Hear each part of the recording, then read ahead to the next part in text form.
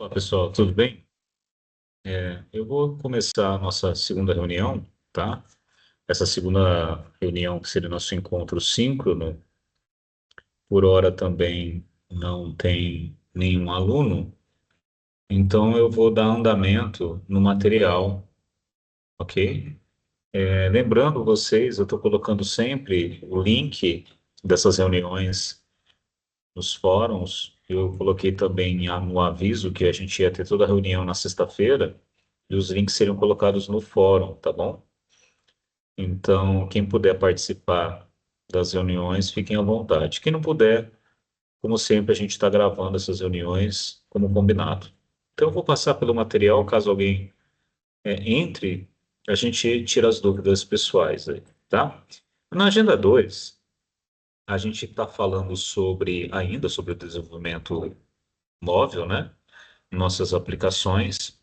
E aí ele entra na questão do SQLite Database Helper, né? Que é aquele detalhamento do SQLite e do CRUD que a gente comentou na última agenda, agenda 1. A gente falou um pouquinho o que que é persistência de dados, explicou como que a persistência de dados funciona, né? E a filosofia dela, que seria sempre inserir, visualizar, atualizar ou excluir um produto. E esse é o nosso CRUD, ok? Nessa classe SQL Database Helper, é colocado toda a configuração para abrir a conexão com o SQLite. Então, a gente vai entrar em um pouquinho mais de detalhe em como que essa classe ela é criada, né? Na última aula a gente comentou sobre ela e agora sim a gente vai verificar alguns métodos que são pertencentes, né, àquela filosofia CRUD mesmo de desenvolvimento, né? Daqueles métodos todos que a gente vai persistir os dados na base de dados. Então, na apostila é mostrada a versão final dessa classe, né? E ele fica da seguinte forma, como vocês estão visualizando aí, a gente tem, vou explicar, né, alguns pontos do código. Quando ele coloca using SQLite, você consegue, na hora de chamar, né, o SQLite de conexão, né, aquele trecho de conexão que chama SQLite Async Connection, fica claro para a classe como que ela tem que startar essa conexão. Você está usando os recursos embutidos no SQLite, as bibliotecas e tudo mais. Beleza? Então, já que é uma classe, que a gente usa a palavra class, usando uma variável com, né? Essa é uma variável do tipo SQLite Async Connection. E a gente tem aqui um método. Esse método, quando ele recebe o nome da classe, a gente chama de construtor da classe. Então, ao chamar a classe SQLite Database Helper, ele chama também esse método construtor passando o path. O que que seria o path? O caminho onde vai estar o teu banco de dados. Então, path representa uma variável que representa o direcionamento para faça a conexão onde está o arquivo de conexão com o teu banco. Tudo bem? Aqui ele prepara, né? Ele cria a tabela produto. Então você tem aquela classe produto que a gente já explicou na última aula, e isso representa uma tabela dentro da base de dados, e é por isso que é create table, né? Então criar a tabela usando de forma assíncrona, né? Que essa classe, esse método dentro da conexão faz, e ele vai tentar fazer a criação dessa tabela com base no mapeamento da tua classe chamada produto. Então, o que está entre sinal de menor e maior é a representação da classe que você tem em model, né? E aí sim, a gente começa com os métodos principais do CRUD. Você tem um método insert, onde você passa o objeto produto, então esse objeto da classe produto, e insere esse objeto no método insert async. Da onde que veio esse método? Dentro do com, né, que é dessa variável, a gente tem acesso a vários métodos que pertencem ao CRUD. Um deles é o insert. Então não há necessidade, isso favorece muito quando a gente usa o SQLite, essa biblioteca, a gente já tem métodos que já estão prontos o SQL.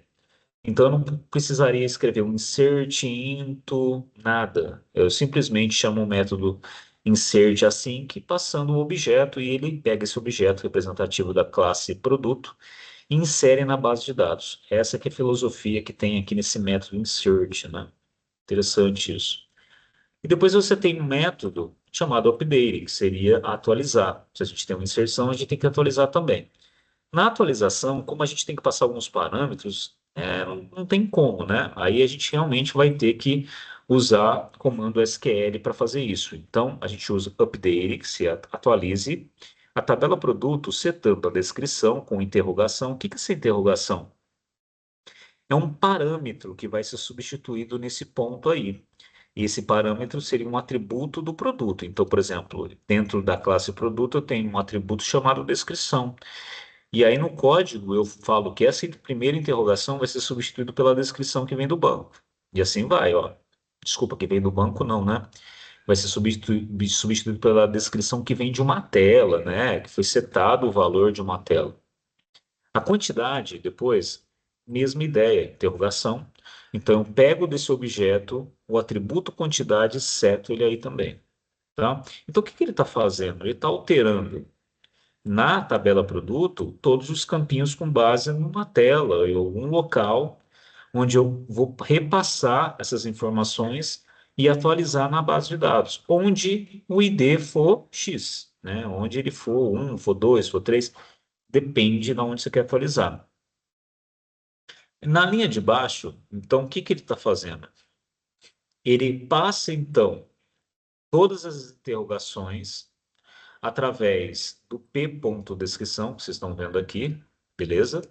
Depois o p quantidade, que vem do objeto da representativo da classe produto, né, que a pessoa digitou numa tela, talvez. P.preço, que também a pessoa digitou numa tela, e você repassa nessas interrogações no caso do preço, né, tá aqui, né? E o p.id, que vem também do objeto da classe e repassa para essa interrogação. O que está faltando explicar seria esse SQL. O que que é esse SQL?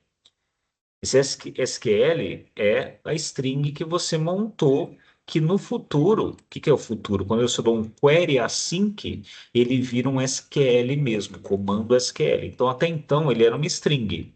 A partir do momento que eu repasso essa variável no método query async, ele se torna um SQL. É interessante falar isso para vocês também. Temos o método delete. Olha que interessante. Você só passa o ID, né, correspondente, e ele, a partir do com, ele vai, através do método delete async, pegar esse ID que você passou como parâmetro e verificar lá na tabela onde que tem aquele ID. Vou dar um exemplo. Se você passar 40, ele busca na tabela onde está o 40 e dá um comando de delete from, né? Então, olha que interessante, eu não preciso usar o SQL. Tem um método que já vai deletar para mim fazendo dessa forma.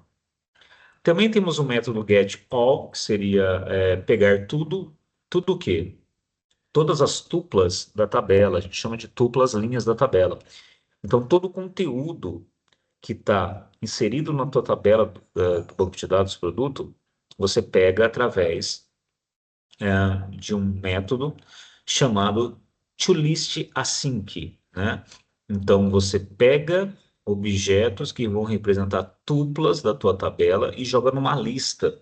Então, ao retornar, o que que eu estou retornando para esse método? Um task list, que seria um conjunto de tuplas, linhas da tabela sendo retornadas para o usuário. Ao chamar esse método, então, eu exibo tudo, praticamente tudo que está lá na tabela. Outro método é o search. Esse search ele procura com base num parâmetro. Então, se a gente tem select asterisk from onde descrição like, o que que ele vai fazer? Ele procura todos os campos da tabela produto, aonde a descrição ela contém aquele parâmetro que a gente tem mostrado nessa linha de código. Por que a porcentagem, né? A porcentagem diz o seguinte: tanto faz o que vem antes e tanto faz o que vem depois. Do que? Da descrição. Então, se você digitar casa aqui, por exemplo, ele vai procurar tudo que tiver casa envolvido. na descrição que tiver casa, ele vai mostrar.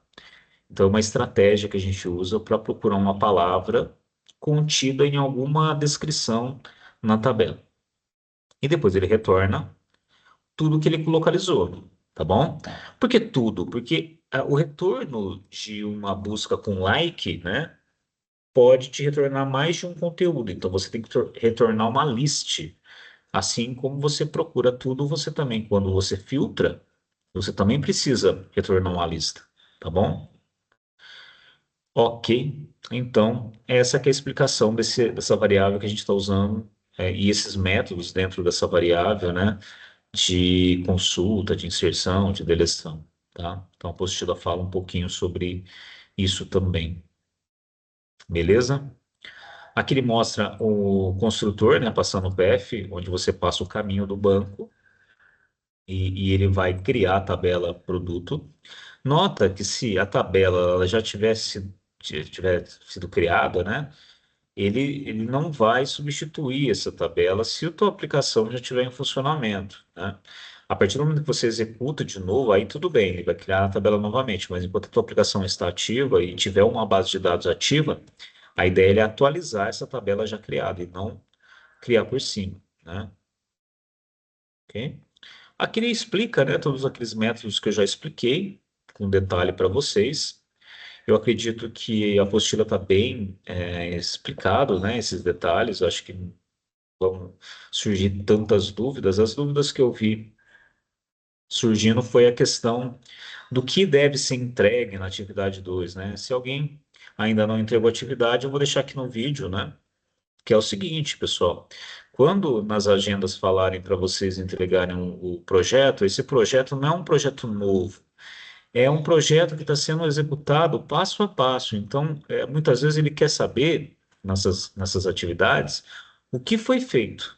E o que foi feito é explicar o código que vocês geraram. Não é começar um exercício do zero e fazer uma coisa nova, não. É pegar o código que vocês estão acompanhando na agenda, nas agendas e entregar. Então, basicamente, é isso que vocês têm que fazer. Cuidado com enunciados de atividades. Se a atividade pede um vídeo, eu preciso corrigir um vídeo. Se o enunciado pede um arquivo, eu vou corrigir a partir de um arquivo. Se o enunciado pede o GitHub, eu preciso ter o repositório do GitHub. Então, procurem respeitar o enunciado que foi solicitado no enunciado, ok? Isso facilita, que eu já vou direto ao ponto na correção. Isso faz com que vocês não percam nota, porque se você não atende o enunciado, existe uma perda de nota. Então, fiquem atentos, somente com esses detalhezinhos, tá bom? Pessoal, basicamente é isso, tá? A nossa agenda é isso. Os 15 minutos aqui, quase 15 minutos, não teve ninguém que participou da nossa reunião. Então, eu encaro que está todo mundo sabendo aí fazer, né? Alguns alunos me procuraram, eu tirei as dúvidas, né, no Correio Tech, mas se vocês puderem a fazer parte da reunião, seria interessante, né? Porque aí vocês podem tirar essas dúvidas comigo aqui mesmo. Lembrando, pessoal, sempre consultem o fórum, lá vai ter o link. Esse link eu vou tentar manter o mesmo para não ter dúvida. Então, não vou ficar criando links novos. Eu vou manter esse link, que toda vez eu copio e colo no fórum, para já ficar fácil para vocês, que na sexta-feira, toda sexta-feira à tarde, tem reunião. Beleza? E se vocês não conseguiram assistir, espero que estejam assistindo depois. Eu vou disponibilizar no YouTube e depois eu passo o link no fórum. Beleza? Um abraço para vocês, até mais. Tchau, tchau.